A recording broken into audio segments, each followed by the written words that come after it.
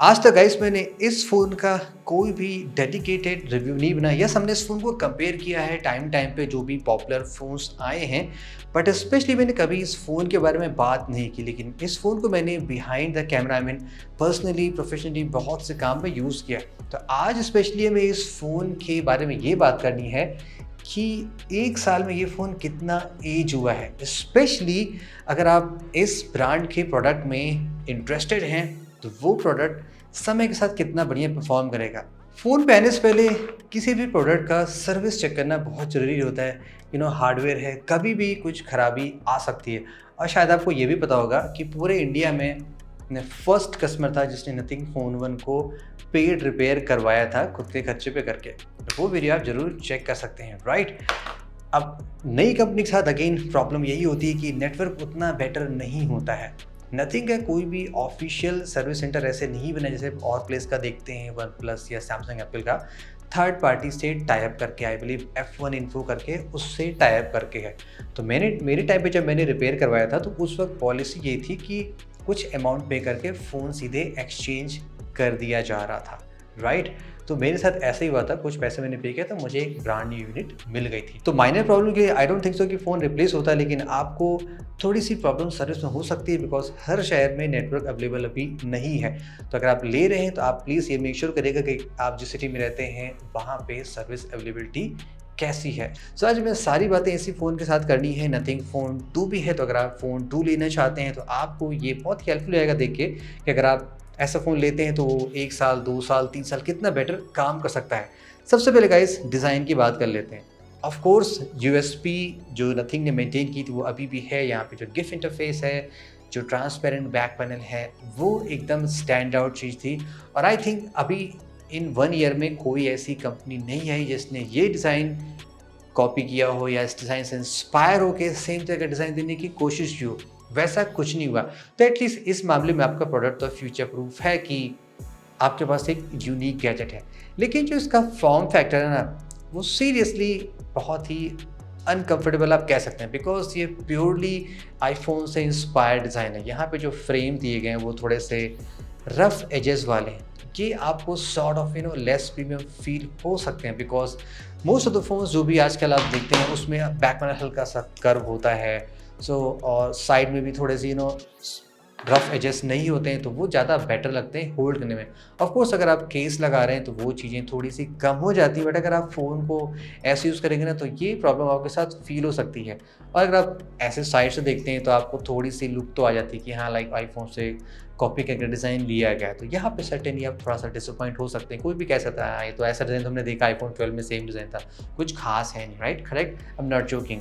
Okay, another idea में guys बात करने की बात है वो है इसकी डिस्प्ले को लेके कि डिस्प्ले कितना बेटर एज हुआ है। सो सीरियसली यहाँ पे डेफिनेटली कंपनी ने थोड़ा सा आई थिंक कट शॉर्ट ज़्यादा कर दिया। स्पेक्स वाइज जैसे कि 120 हर्ट्ज से ओके है और 1 बिलियन कलर से वो भी ओके है। दो मेजर प्रॉब्लम जो नथिंग फ़ोन 1 में थी जो विद टाइम ज़्यादा ही एज हो गई है वो है फर्स्ट स्पेशली इस फ़ोन का जो बेजल आप देख सकते हैं वो काफ़ी थिक बेजल है। जस्ट इन 11 में काफ़ी बेटर टेक के फ़ोन आज में जैसे कि आप पोको F5 देखेंगे, उसका डिस्प्ले कितना बढ़िया, बेजल्स बहुत ही कम थे, बट यहाँ पे काफ़ी ज़्यादा बेजल है, वो भी नियर सिमेट्रिकल चारों डायरेक्शन में है। सेकंड, यहाँ पे जो पीक ब्राइटनेस दी गई थी वो बहुत ही कम है। मैक्स ब्राइटनेस इसकी 700 की थी, तो ऑलवेज ये फ़ोन ना पीक ब्राइटनेस पे ही यूज़ करने का मन करता है। सो ये एक बिग डिसअपॉइंटमेंट है। तो एटलीस्ट अगर आप 1 साल और इस फ़ोन को चलाएँगे तो आपको डेफिनेटली लगेगा कि यस, लगता है फ़ोन चेंज करने की नौबत आ गई। तो इस मामले में सर्टेनली कंपनी को कुछ प्रॉब्लम फेस हुई है। How about the cameras? At the launch यहाँ पे ड्यूअल 50 एमपी कैमरे थे। उस वक्त ऐसा ट्रेंड स्टार्ट हुआ था जब हायर मेगापिक्सल के सेंसर्स दिए जाते थे जो प्रीमियम फ़ोन से इंस्पायर था, जैसे कि Xiaomi का जो 12 अल्ट्रा आया था जिसमें ट्रिपल 50 एमपी था और वन प्लस के भी फ्लैगशिप आए थे, अभी भी आते हैं। सो उसमें ऐसा कोई वेव सेंसर नहीं दिया गया था। यहाँ पे भी ऐसा ही किया गया, कोई भी एडिशनल 8 या 2 एमपी का वाहियात सेंसर नहीं दिया गया। तो इस मामले में तो डेफिनेटली कंपनी थोड़ी सी फ्यूचर प्रूफ है। बाकी जो इसके सेंसर हैं वो विद टाइम उतने बैड हुए नहीं, बिकॉज जो सेंसर यहाँ पे यूज़ किया गया है IMX766 with the combination of OIS, वो अभी भी काफ़ी स्टनिंग है, शॉट्स अच्छे लेता है, यानी कि अगर आप एक साल और भी फोटोज़ लेते रहेंगे तो बढ़िया शॉट लेगा। स्पेशली जो इसका अल्ट्रा वाइड है बहुत ही अमेजिंग है। बजट रेंज में एक ही फ़ोन आई बिलीव आया था, मोटो H30, जिसमें 50 MP का अल्ट्रा वाइड था और कोई फ़ोन ऐसा नहीं आया था। तो डेफिनेटली यहाँ पे तो कंपनी ने काफ़ी अच्छा फ्यूचर टेक दिया था और उसका अल्ट्रा वाइड गाइस सीरियसली बहुत ही इंप्रेसिव है कंपेयर टू अदर फोन्स जो भी आप देखते हैं। वहाँ पे कोई OIS नहीं था, लेकिन मेन सेंसर में OIS है, वो सुपर क्वालिटी की वीडियो तो अभी बना लेता है। सेल्फी में कंपनी ज़्यादा वर्क नहीं किया था, तो वो उसमें कुछ ज़्यादा चेंज नहीं है, जस्ट 1080p वीडियोस आप बना सकते हैं। कूल। एंड चीज़ की बात करते हैं गाइस, वो स्पेशली इस फ़ोन की परफॉर्मेंस को लेके है। फर्स्ट प्रोडक्ट था वो डेफिनेटली कंपनी ज़्यादा हाई कॉस्ट पे नहीं लॉन्च कर सकती, बिकॉज इंडिया में डेफिनेटली आप जानते हैं कि 25-30 ये एक बहुत पॉपुलर सेगमेंट होता है, इसमें ही अच्छे फ़ोन 5G के मिल रहे थे। तो यहाँ पे CPU थोड़ा सा अंडर पावर मान सकते हैं। देखिए वैसे ये CPU यूज़ करने में बहुत ही अच्छा है, जैसे कि हम फिंगरप्रिंट अनलॉक करते हैं तो सुपर फास्ट काम करता है, कोई ऐसी दिक्कत है नहीं। डे टू डे परफॉर्मेंस भी इस फ़ोन की बहुत ही स्नैपी है, आपको ज़रा सा भी नहीं लगेगा कि ये फ़ोन लैग कर रहा है, सुपर फास्ट काम करता है। But with in just 10 months आप कह सकते हैं टेक्नोलॉजी बहुत ज़्यादा चेंज हो गई है। अब जो फ़ोन आते हैं इस टाइम पे, इस प्राइस सेगमेंट पे, वो सुपर पावरफुल हैं, जैसे कि Dimensity 9000, उसका स्कोर आप देख सकते हैं बेंचमार्क का लाइक अराउंड 1 मिलियन पहुंचने वाला है, यहाँ पे जस्ट 5.5 लाख का है, तो उससे आप अंदाज़ा लगा सकते हैं। तो प्रो यूज़र हैं, बहुत एक्सट्रीम गेमिंग करेंगे तो शायद ये फ़ोन आपको डिसअपॉइंट कर सकता है, मतलब वाइज कैजुअल यूज़ के लिए ये फ़ोन अभी भी ठीक है। तो यहाँ पे कंपनी ने थोड़ा सा कॉस्ट कटिंग कर ली। अगर आपको फ्यूचर प्रोडक्ट लेनी है, डेफिनेटली आपको हाई कॉस्ट प्रोडक्ट लेने पड़ेंगे, तब वो जाके 2-3 साल आपका साथ दे सकते हैं। 2-3 साल से याद आया, कंपनी ने इस फ़ोन में ऐसा कहा है कि आपको 3 मेजर वर्जन ऑफ एंड्रॉयड मिलेगा। यहाँ पे देखिए थोड़ा सा अगेन आप डिसअपॉइंटमेंट हो सकते हैं। सी, जब एक न्यू प्रोडक्ट आता है फ्रॉम द एस्टैब्लिश्ड ब्रांड, जैसे कि सैमसंग हम यहाँ पे फॉर इंस्टेंस ले रहे हैं, तो सैमसंग बड़ी कंपनी है, बड़े स्टाफ हैं, बिग रिसोर्सेज हैं, तो वो बहुत इजीली सॉफ्टवेयर अपडेट पुश कर सकते हैं। जैसे कि एंड्रॉयड 13 जब आउट हुआ था तो S सीरीज़ में और जो A सीरीज़ के फ़ोन हैं उनमें अपडेट नवंबर-दिसंबर में, आपका नवंबर में ही ऑलमोस्ट बहुत सारे फ़ोन्स में लेटेस्ट एंड्रॉयड 13 आ गया था। इस फ़ोन में फरवरी के एंड तक एंड्रॉयड 13 आया, यानी कि अदर ब्रांड से 4 मंथ्स लेट आया। प्लस सिक्योरिटी पैच आज मैंने अपडेट किया तो यहाँ पे जून का सिक्योरिटी पैच आया है, अदरवाइज़ अप्रैल का ही सिक्योरिटी पैच चल रहा था। तो ये चीज़ें इंप्रूव करने में थोड़ा समय लग सकता है, लाइक 5 साल 4 साल आप मान सकते हैं, जैसे कंपनी और R&D और टीम में पैसे इन्वेस्ट करती है। बाकी सॉफ्टवेयर की बात करें तो ये फ़ोन देखिए वैसे तो ठीक है, लाइक कंप्लीट स्टॉक एंड्रॉयड देने की कोशिश की है, लेकिन समहाउ कुछ चीज़ें लाइक हो सकता है आपको समझना है, जैसे कि यहाँ पे जो फ़ॉन्ट दिए गए ना, ये थोड़े अलग टाइप वाले फ़ॉन्ट होते हैं।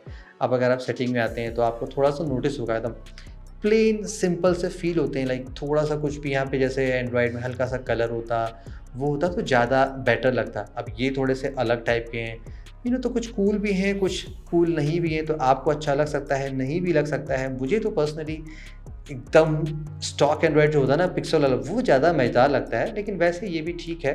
थोड़े मोड़े बग्स स्टार्टिंग में इस फ़ोन में काफ़ी आए थे, फ़ोन में हीटिंग इशू भी होने लगी थी, लेकिन विद टाइम वो चीज़ें फिक्स हो गई थी।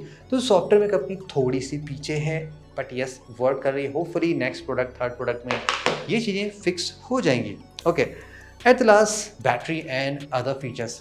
यहाँ पे बैटरी कैपेसिटी जो दी गई थी 4500 है, अभी भी 5000 mAh स्टैंडर्ड चल रही है, तो वहाँ पे भी कोई बैड नहीं है।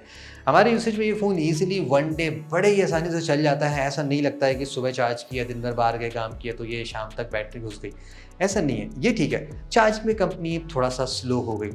इस टाइम पे जो भी फ़ोन लॉन्च हुए थे, जैसे कि हम नॉट सीरीज़ ले लें, 10R ले लें, रियलमी का GT सीरीज़ ले लें, जो ये 30,000 के रेंज वाले थे, उनमें आसानी से आप 100 वाट, 120 वाट, जैसे कि Xiaomi का जो फ़ोन आया था 11 सीरीज़, वो सभी उसमें मिल जाता है। वन प्लस में 80 वाट बड़े आसानी से मिल जा रहा था। यहाँ पे जस्ट 33 वाट दिया गया था, बॉक्स में कोई भी चार्जर नहीं था। तो आपने अभी तक तो जुगाड़ पा निकाल लिया होगा, अगले प्रोडक्ट में भी चार्जर नहीं मिलने वाला है, ये भी दैट फॉर श्योर है।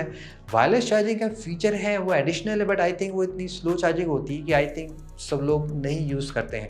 और मैंने ये भी नोटिस किया है कि जिन फ़ोन में जैसे वायरलेस चार्जिंग वाला ज़्यादा यूज़ करते हैं ना, स्पेशली आईफ़ोन छोड़ के, तो बैक पैनल लूज़ होने लगता है। सैमसंग में स्पेशली बहुत ज़्यादा होने लगा है, सो दैट्स व्हाई मैं थोड़ा-सा अवॉइड करता हूँ। जहाँ फ़ोन ज़्यादा हीट हो, स्लो चार्ज हो, मैं फटाक से चार्ज करो, काम खत्म करो, ज़्यादा हीटिंग नहीं होती है। तो आपको यहाँ पे भी थोड़ी-सी एंशिएंट फीलिंग आ सकती है। अदर फीचर्स में इस फ़ोन में बहुत ही पुअर आईपी रेटिंग आपने देखा था, like one of the first phone था जो पानी में डिप करते ही डेड हो गया था। सो ये भी एक बिग कंसर्न हो सकता है। मोस्ट ऑफ द फ़ोन्स जो भी आते हैं वो आईपी रेटेड आते हैं, ज़रा सी भी दिक्कत नहीं आती है। So in the summary way nothing phone 1 कितना बेटर एज हुआ। अब तक गाइज़ आप समझ गए होंगे ये देख के क्लियरली, जो नथिंग फ़ोन 1 है प्राइस वर्सेस डिज़ाइन देखें तो ये इंडियन मार्केट के लिए सर्टेनली डिज़ाइन प्रोडक्ट नहीं था। यूएस यूके में जैसे कि आप जानते हैं आईफ़ोन बहुत ज़्यादा चलते हैं, तो डिज़ाइन वहीं से इंस्पायर है। अब प्राइस सुपर हाई तो कोई नया प्रोडक्ट लॉन्च हो नहीं सकता, दैट्स व्हाई थोड़ा सा मिड रेंज प्राइस रखा गया। और मिड रेंज के कॉम्प्रोमाइज़ेज़ भी यहाँ पे दिख गए, जैसे कि डिस्प्ले में, सीपीयू में, और बेसिक चीज़ें जैसे कि एसडी कार्ड, हेडफोन जैक, वो सारी चीज़ें मिसिंग है, नो आईपी रेटिंग, तो काफ़ी कट शॉर्ट करना पड़ा। तो इंडिया के हिसाब से Nothing phone 1 I think sale तो हुआ है, रिसेप्शन तो ठीक हुआ है, लेकिन उतना फिट बैठा नहीं जितने कि अदर ब्रांड्स यहाँ पे ज़्यादा फिट बैठे हुए हैं, जैसे कि रेडमी, रियलमी, बिकॉज उनको मार्केट पता है कि कम प्राइस में चीज़ें कैसे देनी है, सर्विस नेटवर्क कैसे करना है। तो फर्स्ट प्रोडक्ट में तो थोड़ी प्रॉब्लम्स ज़्यादा थी, लेकिन सेकंड प्रोडक्ट में काफ़ी चीज़ें फिक्स हैं, बट उसकी वजह से आपको प्राइस डेफिनेटली ज़्यादा पे करना पड़ सकता है। तो वैसे ये डिवाइस समय के साथ उतनी बैड एज हुई नहीं है, इसमें काफ़ी चीज़ें अभी भी स्टैंड आउट करती हैं, जैसे कि ऑफ कोर्स गिफ इंटरफेस तो है, ये जो लाइट वेट जलती है, लुक थोड़ा सा अलग है, वायरलेस चार्जिंग अभी भी अब आने लगी है, जैसे कि मोटोरोला H40, पिक्सल 7a, सारी अब वायरलेस चार्जिंग इक्विप्ड आने लगी हैं। कैमरा सेटअप अभी भी काफ़ी कूल है, 50 MP ultra wide, main sensor, सभी चीज़ ठीक है। तो 50-50 रिजल्ट है।